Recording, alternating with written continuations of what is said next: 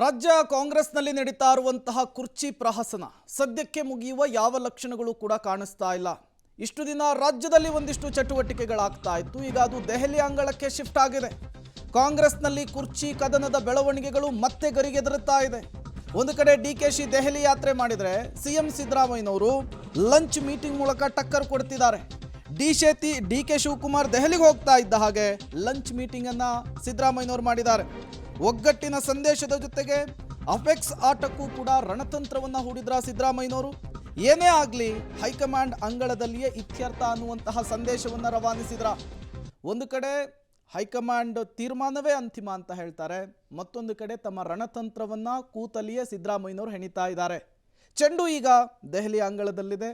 ವರಿಷ್ಠರು ತೀರ್ಮಾನವನ್ನು ತೆಗೆದುಕೊಳ್ಳುವುದಕ್ಕೆ ಹಿಂದು ಮುಂದೆ ನೋಡ್ತಾ ಇದ್ದಾರೆ. ಬಟ್ ಡಿಕೆ ಶಿವಕುಮಾರ್ ನಡೆ ಸಸ್ಪೆನ್ಸ್. ಆದಷ್ಟು ಪ್ರಯತ್ನವನ್ನ ಡಿಕೆ ಶಿವಕುಮಾರ್ ಅವರು ಮಾಡ್ತಾ ಇರುವಂತದ್ದು. ಅದರಲ್ಲೂ ಪ್ರಮುಖವಾಗಿ ಅಪೆಕ್ಸ್ ಬ್ಯಾಂಕ್ ಅಧ್ಯಕ್ಷ ಸ್ಥಾನಕ್ಕೆ ಸಿದ್ದು ಬಣ್ಣನ ಡಿಕೆಶಿ ಬಣ್ಣನ ಅದು ಕೂಡ ಆಗಬೇಕು. ಡಿಕೆಶಿ ಏನೇ ತಂತ್ರಗಾರಿಕೆ ಮಾಡಿದ್ರು ಕೂಡ ಪ್ರತಿತಂತ್ರವನ್ನ ಮಾಡೋದು, ನಾವು ಸುಮ್ಮನೆ ಕೂತ್ಕೊಳ್ಳೋದು ಬೇಡ ಅಂತ ನಿನ್ನೆ ಲಂಚ್ ಮೀಟಿಂಗ್ನಲ್ಲಿ ಚರ್ಚೆ ಆಗಿದೆ ಅಂತಕ್ಕಂಥದ್ದು ಮಾಹಿತಿ. ಡಿಕೆಶಿ ಹೈಕಮಾಂಡ್ ಜೊತೆ ಏನೇ ಮಾತಾಡಲಿ, ನಾವು ಹೈಕಮಾಂಡ್ ಜೊತೆ ಮಾತಾಡೋಣ, ಹೈಕಮಾಂಡ್ ಅವರೊಬ್ಬರಿಗೆ ಏನಲ್ವಲ್ಲ, ನಮಗೂ ಅವರೇ ಹೈಕಮಾಂಡ್, ಮಾತಾಡೋಣ. ಹೆಚ್ಚು ಶಾಸಕರ ಬೆಂಬಲದ ಕ್ಲೇಮ್ ಹೈಕಮಾಂಡ್ ಮುಂದೆ ಮಾಡೋದು. ನೀವು CLP ಮೀಟಿಂಗ್ ಮಾಡಿ, ಯಾರ ಪರವಾಗಿ ಶಾಸಕರಿದ್ದಾರೆ ನೋಡೋಣ ಅಂತ ಅಲ್ಟಿಮೇಟ್ಲಿ ಅಹಿಂದ ಅಸ್ತ್ರದ ಜೊತೆಗೆ ಕ್ಲೀನ್ ಇಮೇಜ್ ಬಗ್ಗೆ ಪ್ರಸ್ತಾಪ ಮಾಡೋದು. ಅಹಿಂದ ವರ್ಗ ನನ್ನ ಬೆನ್ನಿಗಿದೆ, ನನಗೆ ಕ್ಲೀನ್ ಇಮೇಜ್ ಇದೆ. ಈಗ ಸದ್ಯದಲ್ಲೇ GBA ಚುನಾವಣೆ ಬರ್ತಾ ಇದೆ, ಪಂಚರಾಜ್ಯ ಚುನಾವಣೆ ಬರ್ತಾ ಇದೆ, ಬಜೆಟ್ ಇದೆ. ಇದೆಲ್ಲವನ್ನು ಮುಂದಿಟ್ಟುಕೊಂಡು ಬದಲಾವಣೆಗೆ ಬ್ರೇಕ್ ಹಾಕೋದು. ಕಾರಣವೇ ಇಲ್ಲದೆ ಬದಲಾವಣೆ ಆದರೆ ಸರ್ಕಾರ ಮತ್ತು ಪಕ್ಷದ ಮೇಲಾಗುವ ಪರಿಣಾಮವನ್ನು ಮನವರಿಕೆ ಮಾಡಿಕೊಡ್ತಕ್ಕಂಥದ್ದು. ಎಲ್ಲವನ್ನೂ ಮಾಡೋಣ, ಇದನ್ನು ಸಿದ್ದರಾಮಯ್ಯನವ್ರು ಮಾಡೋದಲ್ಲ, ಅವರ ಬೆಂಬಲಿಗರು ಮಾಡೋಣ ಅಂತ ಚರ್ಚೆ ಆಗಿದೆಯಂತೆ. ಈ ಬಗ್ಗೆ ಕೂಡ ಮತ್ತಷ್ಟು ಮಾಹಿತಿ ನನ್ನ ಕೊಲೀಗ್ ಶ್ರೀನಿವಾಸ್ ಅವರಿಂದ ಪಡ್ಕೊಳ್ಳೋಣ.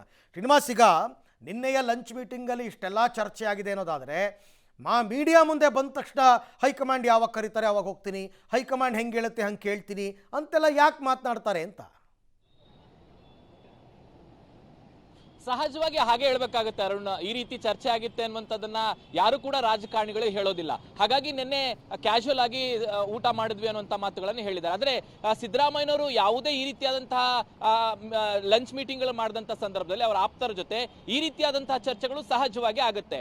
ಈಗ ಪ್ರಮುಖವಾಗಿ ನಾಯಕತ್ವದ ಜೊತೆಗೆ ಅಪೆಕ್ಸ್ ಬ್ಯಾಂಕ್ ನ ಚುನಾವಣೆ ಕೂಡ ದೊಡ್ಡ ಮಟ್ಟದಲ್ಲಿ ಚರ್ಚೆ ಆಗ್ತಿದೆ. ಈಗ ಅದು ಸಿದ್ದರಾಮಯ್ಯ ಬಣ ವರ್ಸಸ್ ಡಿಕೆ ಶಿವಕುಮಾರ್ ಬಣ ಆಗಿದೆ. ಯಾಕಂದ್ರೆ ಡಿಕೆ ಶಿವಕುಮಾರ್ ಬಣದಿಂದನೂ ಕೂಡ ಅವರ ಸಹೋದರರು ಸ್ಪರ್ಧೆ ಮಾಡಿರುವಂತದ್ದು. ಈ ಎಲ್ಲಾ ಹಿನ್ನೆಲೆಯಲ್ಲಿ ಪ್ರಮುಖವಾಗಿ ನಾಯಕತ್ವದ ವಿಚಾರ ಬಂದ್ರೆ ಅದನ್ನ ಹೈಕಮಾಂಡ್ ಹತ್ರ ಯಾವ ರೀತಿಯಾಗಿ ತಮ್ಮ ಪರವಾಗಿ ಮಾತನಾಡಬೇಕು ಅನ್ನುವಂತ ಲೆಕ್ಕಾಚಾರದಲ್ಲಿ ನಿನ್ನೆಯ ಸಭೆಯಲ್ಲಿ, ನಿನ್ನೆಯ ಲಂಚ್ ಮೀಟಿಂಗ್ ನಲ್ಲಿ ಆಗಿದೆ ಅನ್ನುವಂಥದ್ದು. ಏನೇ ಆದ್ರೂ ಕೂಡ ಹೈಕಮಾಂಡ್ ಬಳಿ ನಮ್ಮ ಪಟ್ಟನ್ನ ಬಿಡಬಾರ್ದು ಅನ್ನುವಂಥದ್ದು. ಯಾಕೆ ಅತಿ ಹೆಚ್ಚು ಶಾಸಕರ ಬೆಂಬಲ ಇರುವಂತದ್ದು ತಮಗೆ ಅನ್ನುವಂಥದ್ದು ಸಿದ್ದರಾಮಯ್ಯರಿಗೆ ಅರಿವಿದೆ. ಹಾಗಾಗಿ ಇದೆಲ್ಲದರ ಒಂದು ಕ್ಲೈಮ್ ಮಾಡೋಣ ಅನ್ನುವಂಥದ್ದು. ನೀವು ಹೇಳಿದಾಗೆ ಮುಂದೆ GBA ಚುನಾವಣೆ ಇದೆ, ಪಂಚರಾಜ್ಯ ಚುನಾವಣೆ ಇದೆ, ಬಜೆಟ್ ಇದೆ.